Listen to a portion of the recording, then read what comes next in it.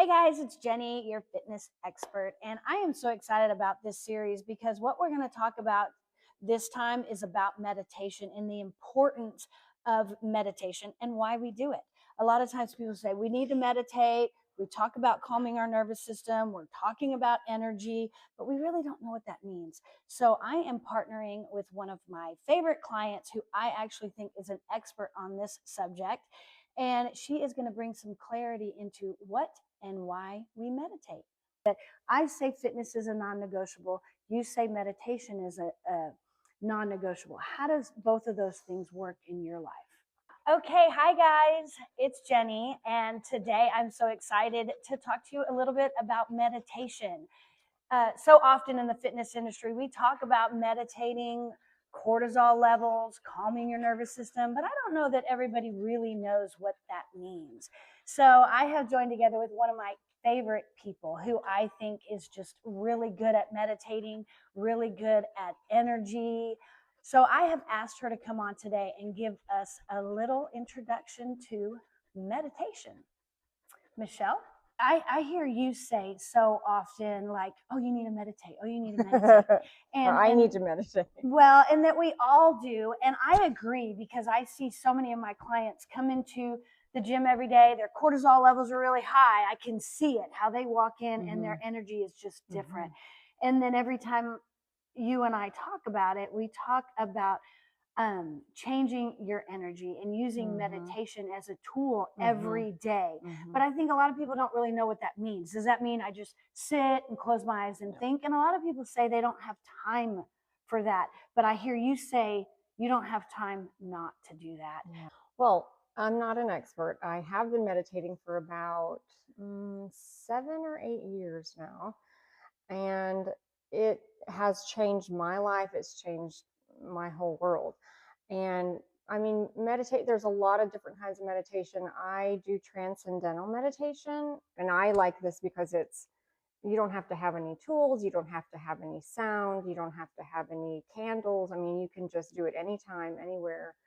And I needed something simple like that, because I get kind of, in the ritual of things. And, I wanted to have something easy where I could access,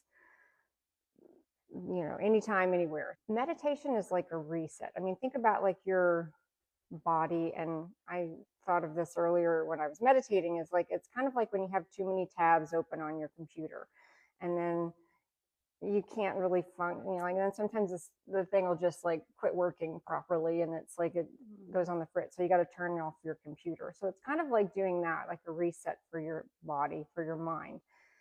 And I mean, it's simple. People think, I can't meditate. I don't know how to meditate. But again, I took a class because I had no idea, like, what does that mean? I was hearing a lot about mind body connection, and never really could understand that. And so I started reading books, and Dr. Joe Dispenza's book, How to Break the Habit of Being Yourself, How to Lose Your Mind and Gain a New One. And, in his book, he's talking about meditation. I said, what is that? How do I do it? So here I'm like the kind of person that's, oh, I'm going to take a class so I know exactly what I'm doing. So I found a school that was not far from our house, like 10 minutes from here. And they offered a class. This is back the year before COVID. And little did I know how much we would need this. But my husband was going through, he had a medical crisis, I guess. He couldn't walk for almost a year. And he's very active, and we were very active. And I was thinking, well, our nervous systems are so linked to the people that we live with, that we interact with. And knowing if he's not able to get out and move and exercise the way he's used to it, like, I just was like, how are we going to get through this time? So I was like, I'm going to take this class, I'm going to learn how to meditate and fix everything. And it really did. I mean, like, in the beginning, I didn't really know, oh, am I doing it right? But that's why the class for me was helpful, because you can't really get it wrong. You just have to sit and quiet your mind. And with transcendental meditation, we use a mantra. Mantra is just a Sanskrit word with no meaning, so that if your thoughts start to wander, as they will, even still, after 7 or 8 years of meditating, I mean, my mind still wanders. It's still active, and you just repeat your mantra in your head when those thoughts come in, and it helps kind of bring you back to your center. And you just keep doing that until it gets easier, and then you can feel your body settling into this deep rest, and it's just a reset for your nervous system. And I mean, you can go find out about all the science, which I think is so fascinating, about how good it is for you. But when you can just start feeling a difference in how you respond to people and how you react, or you're not so reactive, you're just, Right. you can, and it's just like, that's why the world is so, Reactive. yes, because no one's meditating. Well, and I think a lot of But- times we react to every stimulus that's around us. Oh, like yeah. whether it be driving on the tollway or even driving in and out of our neighborhood, everything seems to be on adrenaline overload. Whether Mhm. it's we wake up in the morning, have our first cup of coffee, Mhm. jump in the car, and we're in traffic, Mhm. and our cortisol levels are just Yeah. high all day long. Well, and so that is the main reason why you want to meditate first thing in the morning if you can. And I do it again in the afternoon. I do it twice a day for 15 to 20 minutes. And we can talk about what you don't have time, but I'm telling you, if you make the time, your day will be so different. You will find time in the day because you're not pinging off of everyone around you. You set your energy, and then people kind of respond to you instead of you going out into the world and just responding to, oh, that guy cut me off, oh, this person said something I don't.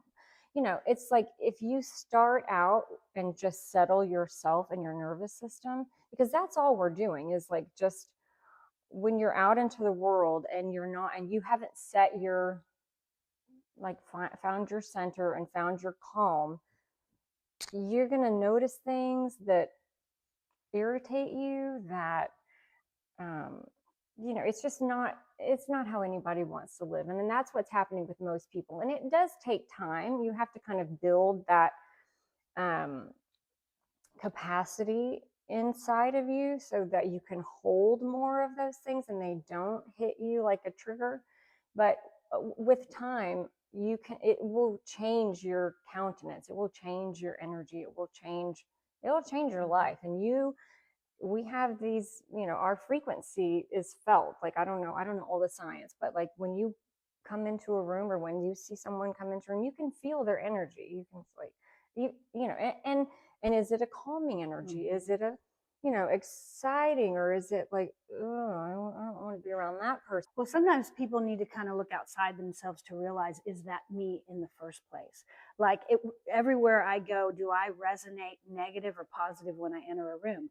I don't want, when I enter a room or I enter my house with my kids, for everything to be on that, adrenaline overload where I kind of attack every situation. Mhm. So sometimes we have to look outside ourselves in Mhm. order to know, is meditation something I need, or is calming my nervous system? If you don't want to call it meditation, call it calming Mhm. your nervous Mhm. system. And in fitness and wellness, I talk a lot about visualization as a key to finding out, like, if you can close your eyes and figure out how I put this in my day, or how I put my fitness, or how I put my meditation, and is this something that I need? Sometimes you have to do a self-evaluation to find out if this is something you need to do. Well, that's why you're such a good trainer, is because you realize that it's the whole person. It's not just, okay, I'm working out. Like, realizing that working out is moving out a lot of negative energy, like that. You have to have those. Our body stores stress in all of the places, in our hips and our, all of our joints, and we hold on to that. But the exercise and the movement is what moves it out. Now, meditating is another part of it. It all works together. It's not just, I got to work out Right. and then go about. I mean, that definitely will help you. That'll change your life too. But you Right. kind of, like, you get to a point where you're like, well, I'm not feeling like I work out, but I still don't feel like I'm settled, or I'm rested, or I'm calm, or Well, working out also raises your cortisol levels. Mhm. So, and it's the better condition you're in that makes those cortisol levels lower again and lower faster. And that's the fastest way to do it is with meditation. When you quiet your mind, your autonomic nervous system just goes to rest. It's like deep rest instead. And you think of it like, a cork bobbing on the ocean, and how it you're just reacting and you're just moving with life. But when you can rest, it's like you can go deeper than that surface, and then you find that calm and inside of you. And it takes time. Like, don't think like, oh, I mean, so you could just sit and be like, oh, here I am. Here's the ocean of consciousness.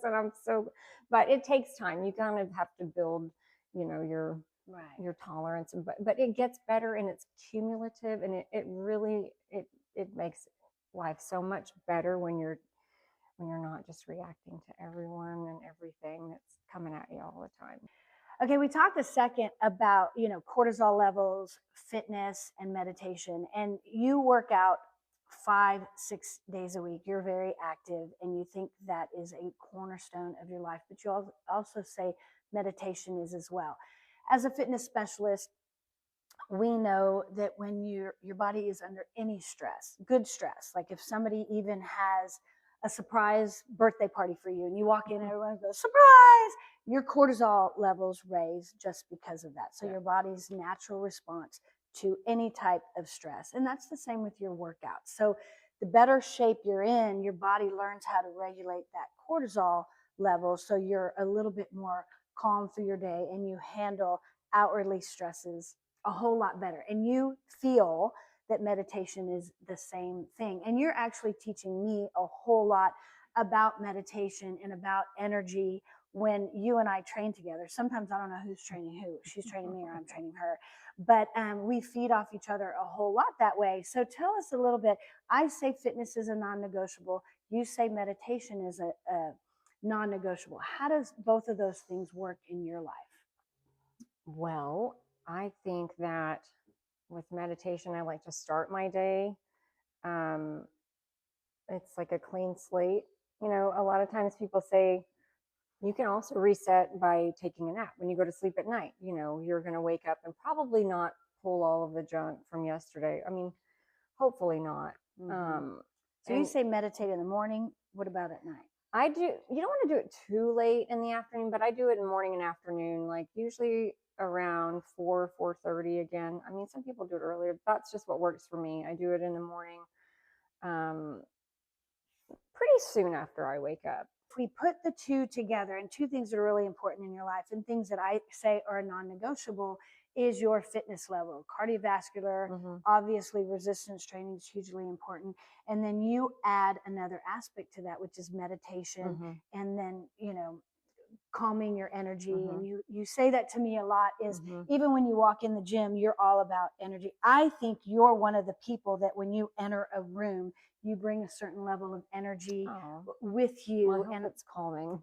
Yeah. And I think that's a very attractive feature that you have, is you can bring a certain level of calm energy in any space.